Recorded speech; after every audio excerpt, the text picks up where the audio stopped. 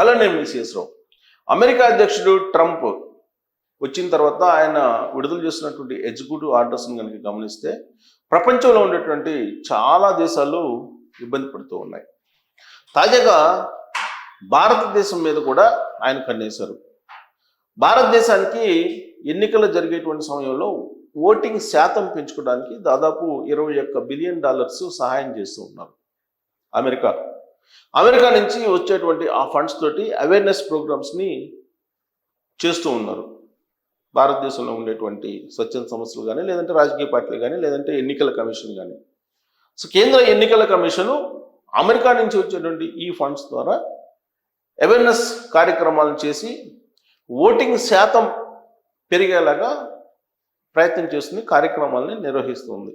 ఇది దాదాపు కొన్నేళ్లుగా నడుస్తున్నటువంటి ప్రక్రియ. భారతదేశంలో జరిగేటువంటి ఎన్నికలకి అమెరికా సహాయం చేసి ప్రోత్సహించడం ఏంటి అని అనుకోవచ్చు.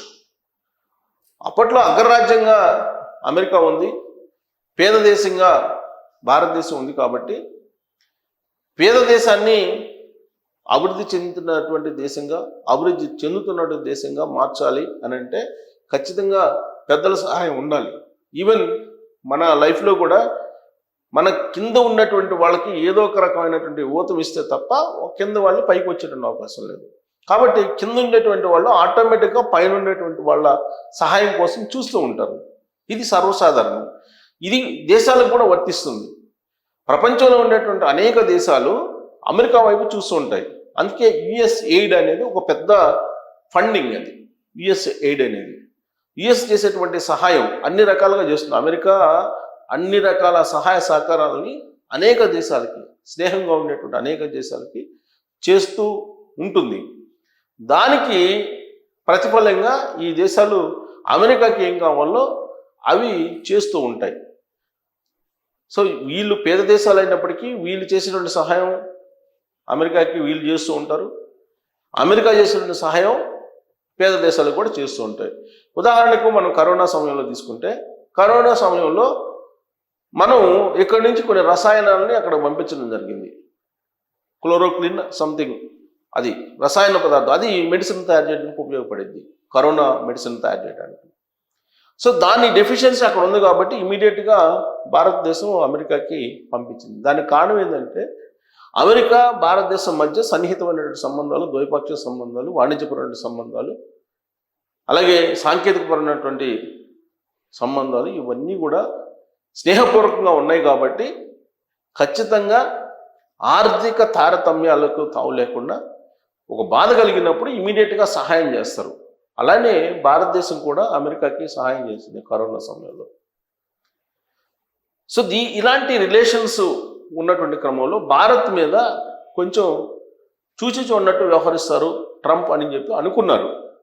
కానీ ట్రంప్ చాలా క్లియర్గా మిగతా దేశాలకు ఏ విధమైనటువంటి టారిఫ్లను విధిస్తున్నామో అలాంటి టారిఫ్లే మేము భారతదేశాన్ని కూడా విధిస్తాము. ఈ విషయాన్ని అమెరికాకు వచ్చినటువంటి నరేంద్ర మోడీ గారికి క్లియర్గా నేను చెప్పానని చెప్పేసి తాజాగా ఇచ్చినటువంటి ఒక ఇంటర్వ్యూలో ఆయన చెప్పడం జరిగింది. అంటే ఒక క్లారిటీ ఇచ్చారు, మీకు ఎలాంటి బెనిఫిట్స్ ఉండవు, తన దృష్టిలో అన్ని దేశాలు ఒకటే, భారతదేశం ఎక్కువ కాదు తక్కువ కాదు అనేటువంటి విషయాన్ని చాలా స్పష్టంగా ఆయన చెప్పడం జరిగింది. దాంట్లో భాగంగానే అమెరికా ఇచ్చేటువంటి సహాయం దాదాపు $21 బిలియన్ ఆర్థిక సహాయం ఎన్నికలు జరిగేటప్పుడు ప్రజల్లో అవేర్నెస్ కల్పించడానికి ఇచ్చేది ఫండ్ ఆగిపోయింది. భారతదేశంలో జరిగేటువంటి ఎన్నికలకి మనం ఫండ్ ఇచ్చేది ఏంది, భారతదేశం దగ్గర బోల్డంత డబ్బు ఉందని చెప్పేసి ఆయన తాజాగా ఇచ్చినటువంటి ఒక ఇంటర్వ్యూలో చెప్పారు. నిజమే, భారతదేశానికి డబ్బు కొదవలేదు. ట్రంప్ ఎగ్జాక్ట్గా చెప్పారు. నేను ఈ మధ్యకాలంలో ఒక వీడియో కూడా చేశాను. అసలు ఏ దేశాన్ని అడుక్కోవాల్సిన అవసరం లేదు.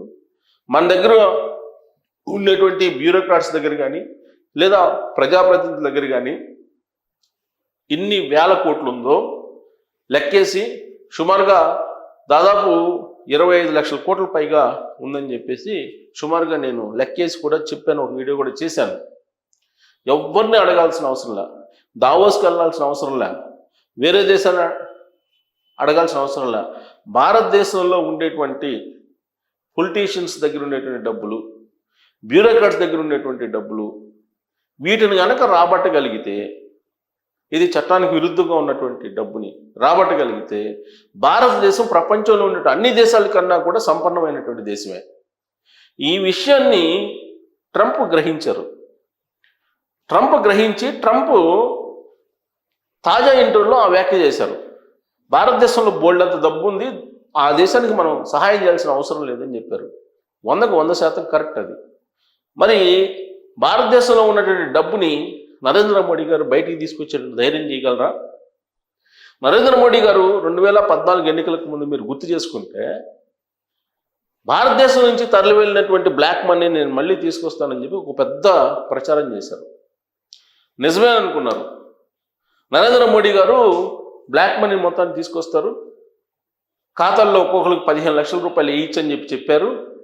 అదంతా వచ్చింది, 15 లక్షల రూపాయలు ఒక్కొక్కరి ఖాతాల్లో వేస్తారని చెప్పి అనుకున్నారు. నరేంద్ర మోడీ గారు చెప్పిన లెక్క ఇది, నేను చెప్పినట్టు లెక్క కాదు. విదేశాలకు తరలి వెళ్ళినటువంటి భారత సంపద బ్లాక్ మనీ రూపంలో తిరిగి కనుక మనం తీసుకొస్తే ఒక్కొక్కరికి 15 లక్షల రూపాయలు అకౌంట్లో వేయచ్చు అని చెప్పి నరేంద్ర మోడీ గారు చెప్పారు. నమ్మారు. 2014లో ఆయనకి ప్రధానమంత్రి పదవి ఇచ్చారు. ఆ తర్వాత 2019 ఎన్నికల నాటికి ఆయన నోట్లు రద్దు చేశారు. నోట్లు రద్దు చేసి అసలు విదేశాలకు వెళ్ళినటువంటి బ్లాక్ మనీ కాదు, అసలు దేశంలో ఉన్నటువంటి బ్లాక్ మనీని అరికట్టాలని చెప్పేసి 1000 రూపాయల నోట్ని 500 రూపాయల నోట్ని రద్దు చేసేసారు. రద్దు చేసిన కారణంగా బ్లాక్ మనీ ఏమన్నా బయటకు వచ్చిందా? ఒక్క పైసా రాలా. అది ఆర్బీఐ చెప్తోంది. మరి దీనివల్ల లాభం ఏంటి అని అంటే నష్టం మాత్రం కనిపిస్తుంది. అనేక మంది పేదలు క్యూలో లైన్లో నుంచి చాలామంది చనిపోయారు అప్పట్లో నోట్ల రద్దు అర్ధరాత్రి తీసుకునే నిర్ణయాల కారణంగా. మరి దీనివల్ల బెనిఫిట్ ఏంటి అని అంటే ఇప్పుడేం చెప్తున్నారు బీజేపీ వాళ్ళు కొంతమంది, జమ్మూ కాశ్మీర్లో సరిహద్దుల్లో పాకిస్తాన్కి భారత్కి మధ్య సరిహద్దుల్లో నకిలీ నోట్ల హవా పెద్ద ఎత్తున ఉంది, అది అరికట్టగలిగాము అని చెప్పి చెప్తున్నారు. ఓకే, నిజమే, అది కొంతవరకు తగ్గింది. మరి ఇప్పుడు కొత్త నోట్లు ప్రవేశపెట్టారు కదా, దీంట్లో నకిలీ నోట్లు లేవా? 500 రూపాయల నోట్లు, భారీగా నకిలీ నోట్లు ఉన్నాయి. ఇప్పుడు భారీగా నకిలీ నోట్లు వస్తున్నాయి. మరి దీనికి ఏం చేస్తారు?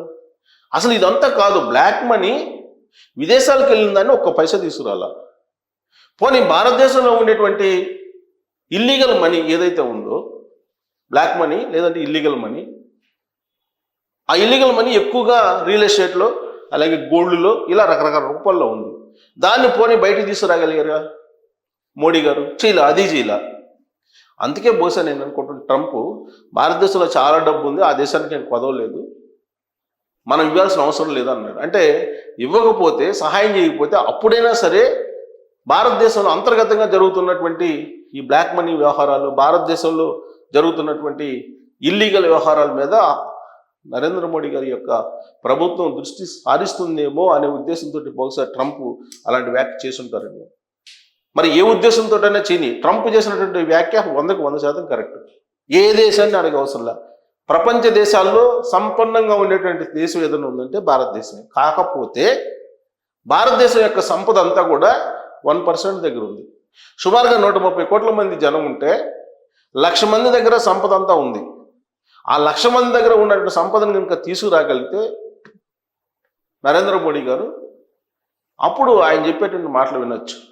అది చేయకుండా మిగతావన్నీ చెప్తున్నారు నరేంద్ర మోడీ గారు అనేది ఆయన మీద ఉన్నటువంటి ఒక పెద్ద ఆరోపణ. అందుకే ట్రంప్ ఇప్పుడు నరేంద్ర మోడీ గారికి క్లియర్గా చెప్పారు, మీరు చూసుకోండి, మీ దగ్గర చాలా ఉంది, అదేంటి బయటికి అని చెప్పి ఇండైరెక్ట్గా చెప్పినట్టు ఆ ఇంటర్వ్యూలో ఆయన చేసినటువంటి వ్యాఖ్యలు నాకైతే అనిపిస్తున్నాయి. మరి మీకేమనిపిస్తుంది?